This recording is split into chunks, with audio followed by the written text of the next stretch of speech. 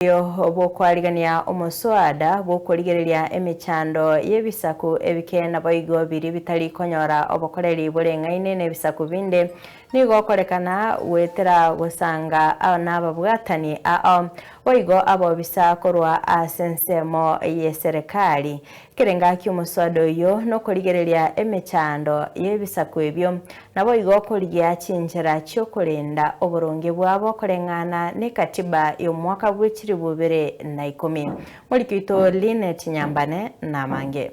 And we are the ambassadors of the quiet voices who have never seen this kind of lights. They have never walked on carpets. They have never been on TV. Omoyega oyo bwokorwa ebirengererio okorekana ase amagacho a KICC imeomucho Nairobi nigo abarai korwa ase ebisaku ebyo bakwanera obuya bw'omuswada oyo ase batebire nigo ogochia Koenekia abantu abo b'ebisaku ebyo byombirie obwene bwabo ngwikerana bore. And why we are minority?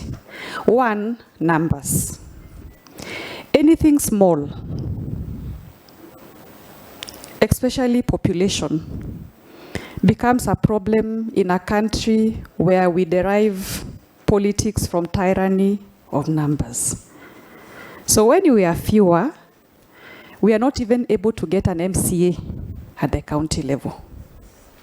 In most of the counties where we are, the governor, the women rep, the member of parliament is from the majority community. This policy is both a recognition of their rightful place in our society and a reaffirmation of the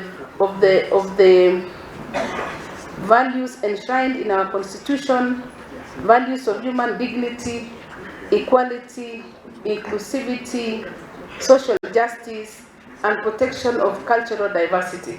Nigo abarai bairari bagerio na gukwanera oborai bw'omurai bwense William Ruto ase batebire nigo abeirega korigereria abantu korwa ase ebisaku ebike koreng'anigwa na abarai abakoro. Some of you might be tempted to think that as government officers we speak about the president because he's our appointing authority. Partly true. But I'll also tell you some other truths. When President William Ruto was deputy president, he started this gospel of inclusivity. And inclusivity was inclusivity of regions, of tribes, of economic sectors. That mining is important, but so is wildlife, the resources that most of you have. That transport is very important, and therefore roads cannot just be roads that are in central places where population is high. Let us do more roads.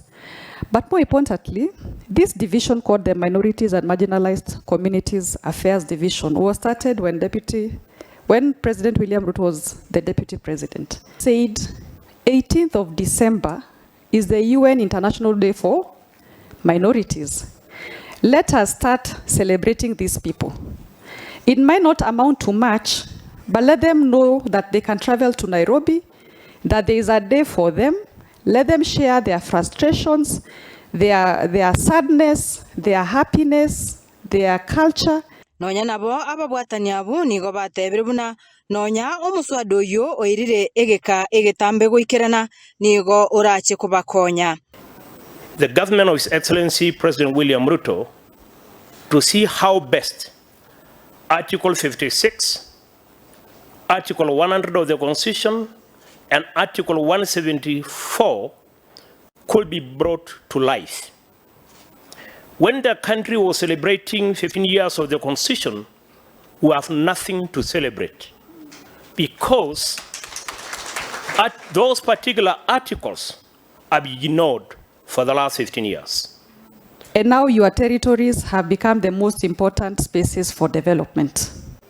And one of the things that this policy then is trying to achieve is the nexus between development and human welfare, so that we do not have energy activities like in Loyangalani wind power project or Olkaria energy project that displaces minority and marginalized communities, marginalizing them further. Ngoripoteria Ensoko TV, Erietariane Linet Nyambane.